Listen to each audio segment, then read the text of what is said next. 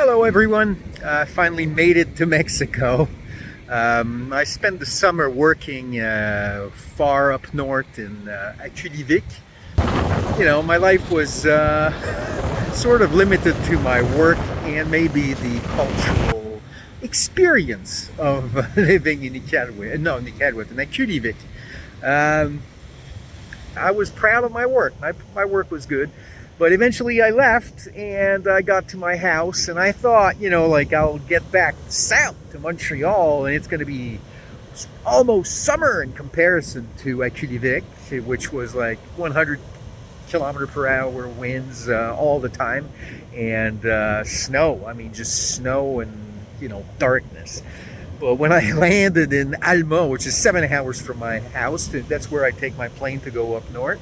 It was minus 14 and it was a snowstorm.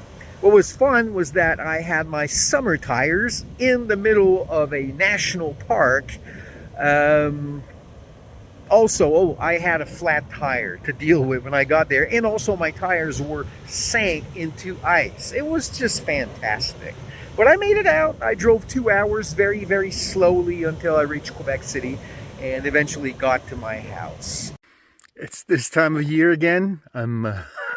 Can't say I'm very sorry to be leaving Montreal. I actually sent out of that word for La Paz. So this is the beginning of the journey. Hopefully everything goes well. Look at the snow. Isn't that cool? I've done this drive 6 times now to Baja. It is a mix of, you get a chance to think about stuff. Also to go nuts, listen to books. It's 59 hours. I typically do it in 5 to 7 days. I always say I'm going to take longer, but in reality, I always end up doing as fast as I can. With the price of hotels going up, I just got into sleeping into my car and just wake up and go back on the road. So that's why you typically do it in 5 days now. The road was nice except for the first 25 hours. So I got hit by a snowstorm near Chicago, and then I thought I was, home free. I had to deal with 12 hours of heavy rain, and then when I got close to the mountains, I typically go towards I think it's Phoenix, but there's a part of my travel that goes through the mountains, and it was full of snow, so I had to skip through Amarillo and through New Mexico to hit Mexicali. It was an interesting detour, but next time what I'll do if I leave in the winter, I'll head from Montreal straight to Nashville and just do the southern route. It takes about 3 hours more, but at least you're safe. You know you're not going to be slowed down by a snowstorm. When I got to La Paz, the conditions were particularly good for the Pacific side, and you do have to go when it's good, because during the winter, the Pacific side gets surf and all the shore stuff gets washed out and sand gets into the water, up the column of water, and you can't see nothing. So when it's good, you go. I had seen this grouper swimming left away from me. Fortunately, Benjamin was on the surface and he was able to follow the fish to this hole. So this is a team effort of me and Benjamin. I had the smaller gun also. Benjamin was using a 130. Maybe that had to do with the fact that, he just said, like, yeah, you take it. You know how you sometimes shoot a fish in a hole and it's just the beginning of the struggle, where this is one of those cases. That fish was wedged in there past all possibility of backing up, because when I backed it up, it would go inside another hole and then it would like T-bone. Fortunately, by pushing the fish forward, there was another entrance, and that's where I was working the fish towards.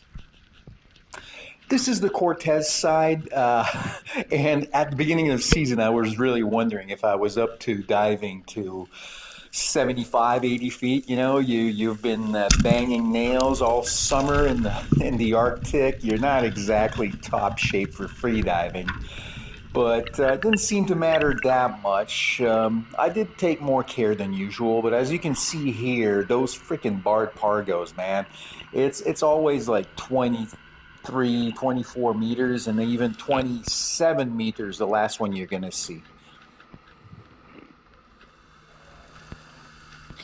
Filming at those depths is not always ideal. That's why you see like my image go monochrome almost. Sorry about that. I have to edit the colors out because it just goes on to this weird bluish green that makes no sense. Um, anyway, that fish was super deep. And I think I was at about 27 meters, so 90 feet, but the fish was at 100 something. For the beginning of the season, this is just too deep, way too deep.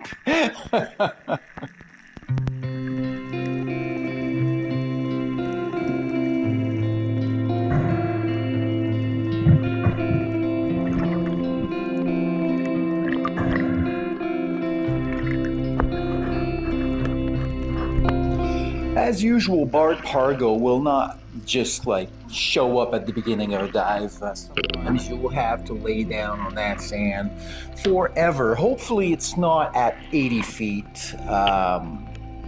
But you know, it is what it is. In this case, I was at about 60, 65, so it wasn't that bad. That's why you see a little more colors.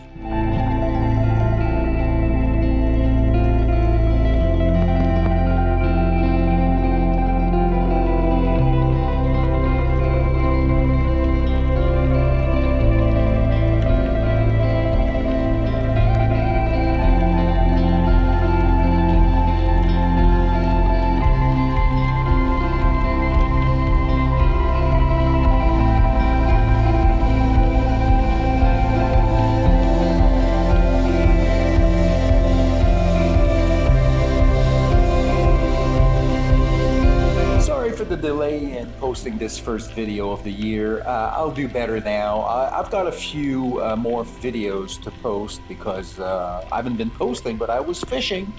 So come back to my channel and subscribe if you're not. Cheers.